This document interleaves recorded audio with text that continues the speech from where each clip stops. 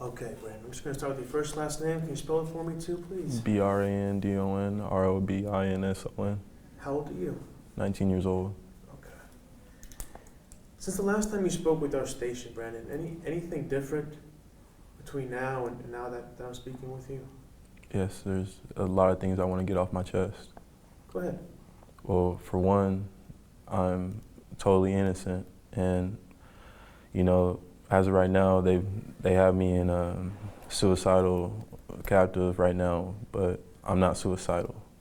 Not to say it like that, but I'm just saying, for the most part, it's been hard being in here. It's been really hard, and as of right now, it's been difficult. It's been real difficult. But other than that, I don't know where I should start. I mean, do you have any questions for me? Yeah. One question. You've obtained court documents saying that you've admitted to committing this. Is that true or is that not true? That's not true. Not true at all. When the detectives interviewed me, I was intoxicated, but that comes a long way with just going to court and having to speak to my attorney. When I talked to the detective, they were forcing questions that I've never said never said. For the most part, they were interrogating me, saying like, "I know you did it. I know you did it." Kept on saying it wasn't me. It wasn't me. And then they would try to flip the script, and they would try to add on others that I wasn't even knowing. I wasn't even knowing like anything that was going on. I'll admit, I was on acid when I first went in, but I know for a fact that I'm not, that type of person that, does drugs. It was the last day of finals.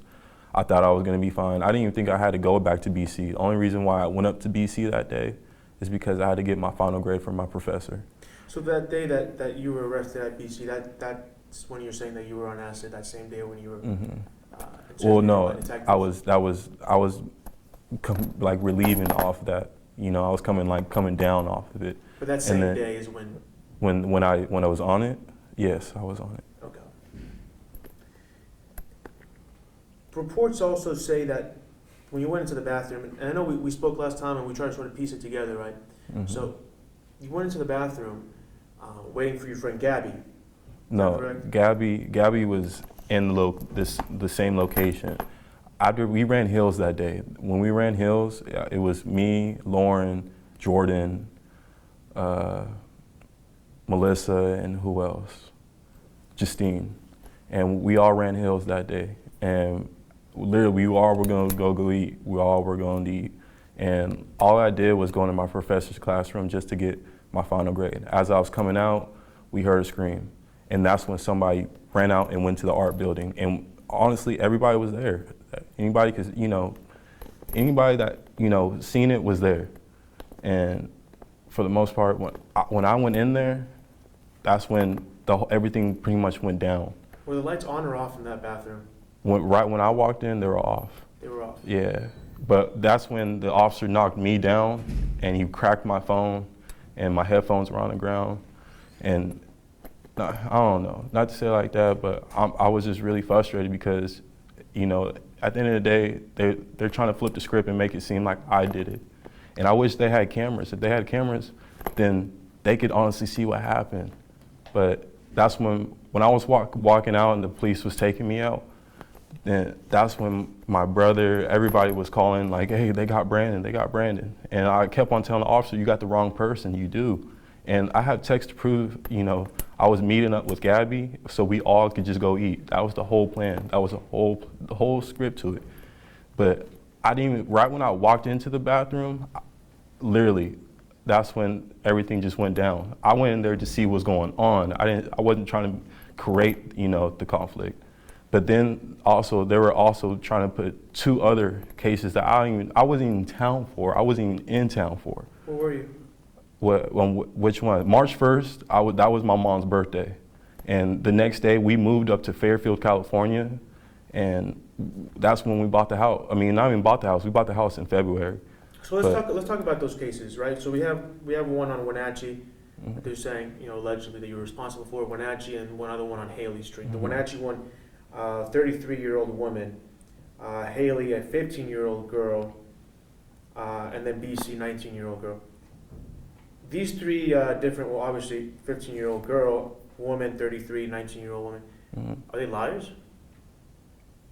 I mean, for the most part, I mean, I believe so. I mean, I don't even know these women. I really don't. I don't. Like I said, I was out of town both April 20th to the 22nd. I went to Six Flags because it was my friend Bryson's birthday on the 21st.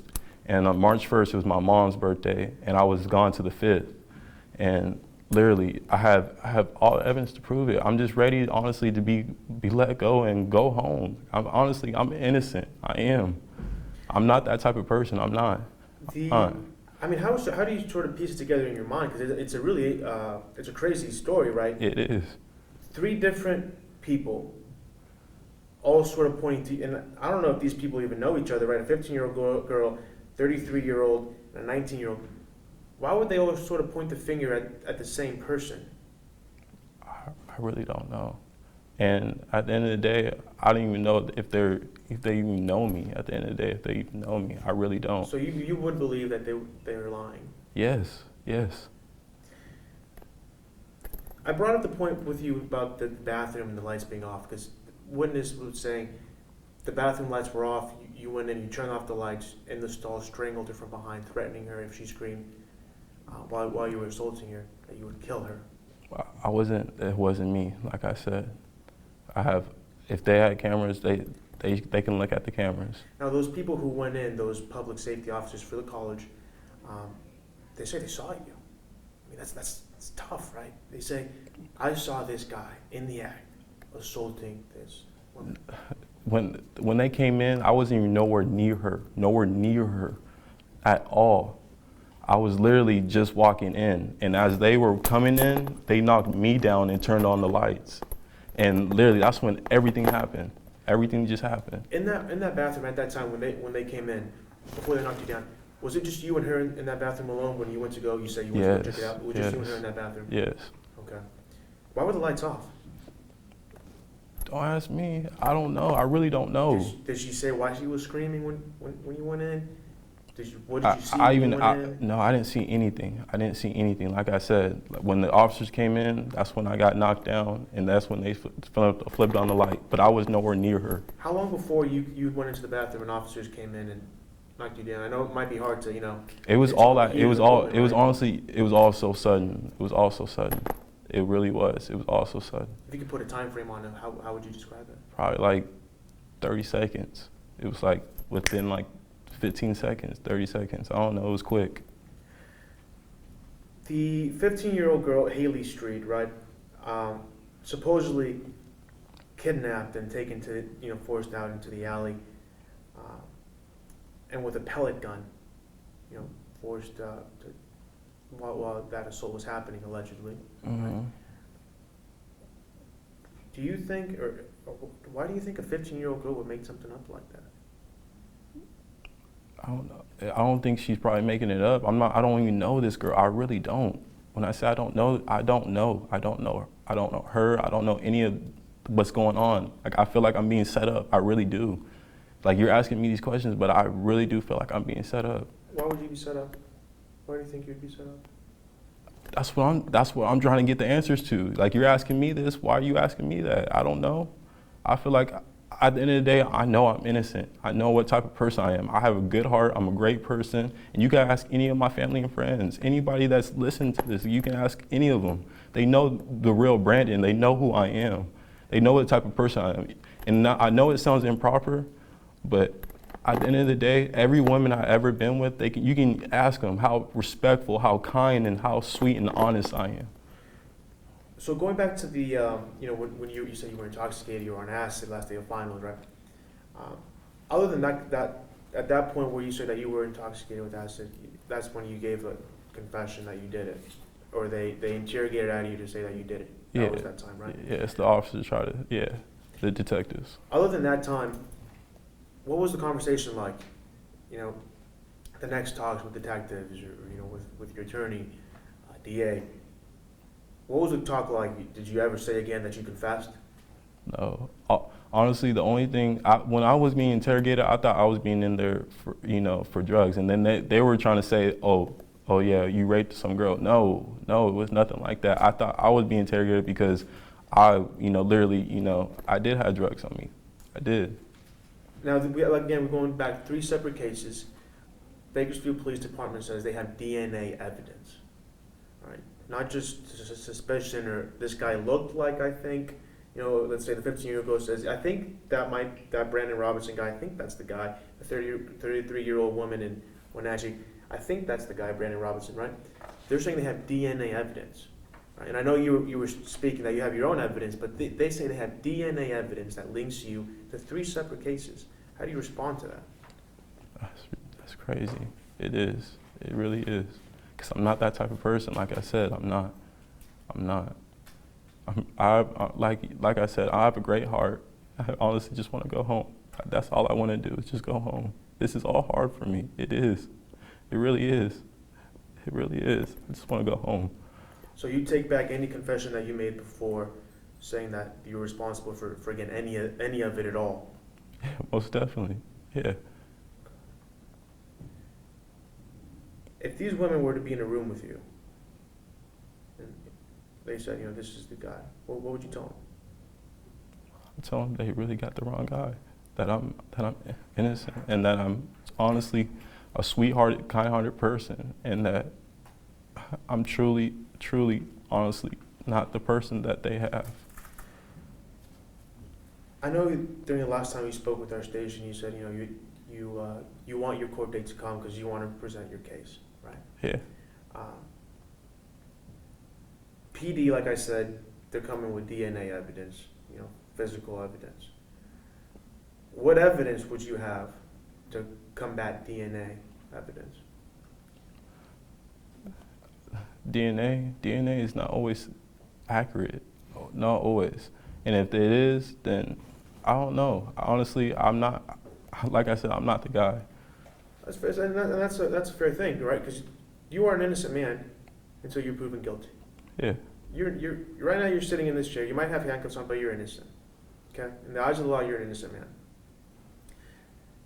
And you don't have to prove your innocence, but they have to prove that you're guilty. All right. They have DNA evidence. Do you come back with anything to disprove that evidence? That I wasn't there that day, or what? What were we trying to say? After the fact, right? Through rape kits, through their physical collection during the investigation of these separate cases, they've collected evidence linking you to these 3 separate cases.